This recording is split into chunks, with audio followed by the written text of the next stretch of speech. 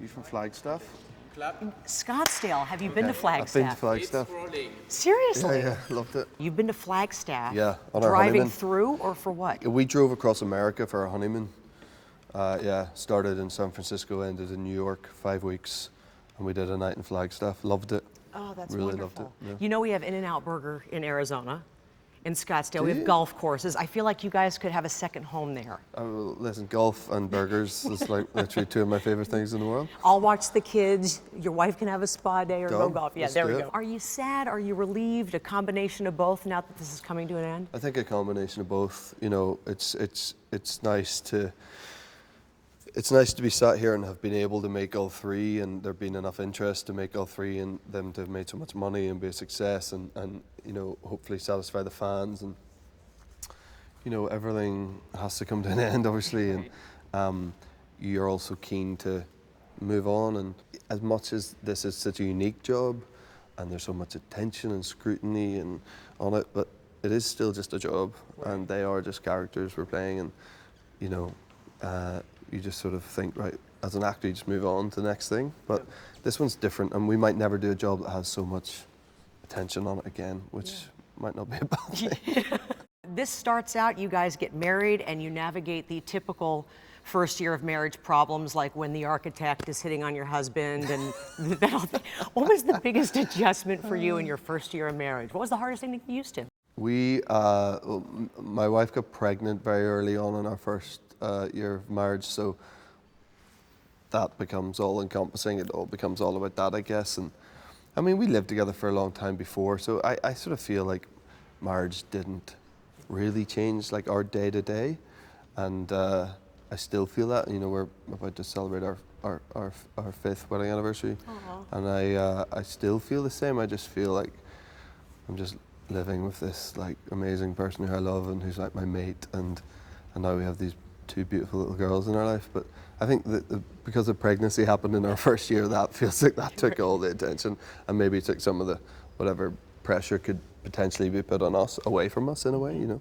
A similar storyline in this film. Please tell me your reaction in real life is a little different than the reaction Christian Grey has in this film. Yeah, I remember talking about that a lot on the day, being like, this is not how we should be reacting to this. You know, mine was definitely more joyous. Yeah, definitely. I'm a woman, obviously. You've talked about how your wife has not seen the films, but let's be honest. I'm a woman, my husband's in 50 Shades of Grey movies.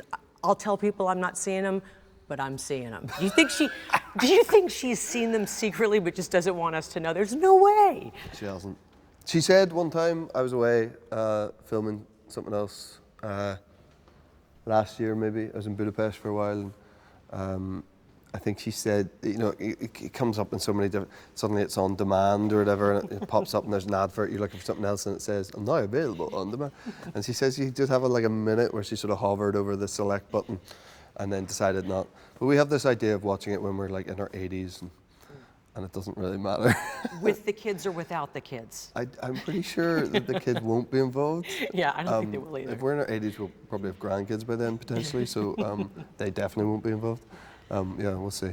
The soundtrack, obviously great, and for those who may not know, you actually are on the soundtrack. Yes, I didn't know that until quite recently myself, so it's a bit of a shock to me. Yeah. Yeah, but you've got a great voice. I know you say you don't love your voice. I know you've been in a band before. It's good. Okay. No, you really don't think you, because Dakota is convinced that you know you have a good voice. Dakota. I mean, listen, I think it's fine, probably. I actually genuinely haven't heard it. I don't know what it sounds like on this, in this particular, and Maybe I'm Amazed, which is an amazing song. And you don't want to sing amazing songs. You sort of don't want to sing songs that are famous for being beautiful and amazingly sung, because you just think you're not going to do it any service.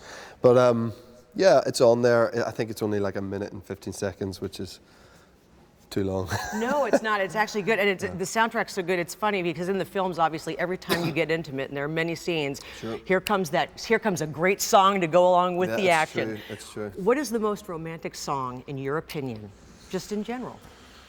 God, I don't know. Romantic song. Probably "Sweet Thing" by Van Morrison. It's a great song. Yeah. Anything off Astral Weeks It's the best album of all time. So. They just wrapped me, but you said you're getting ready to celebrate your 5-year anniversary. Yeah. I smell another trip to Arizona for that. Oh, maybe, yeah. Scottsdale. Okay. All the golfers live in Scottsdale. Oh, they sure do. Don't they? And they all go cycling and stuff. Yep, there's cycling, there's dirt biking, there's everything. Yeah. And it's always sunny. Yeah, right. Yeah. Cool. Hey, it's a pleasure. Thank you so much. Thanks for your time today.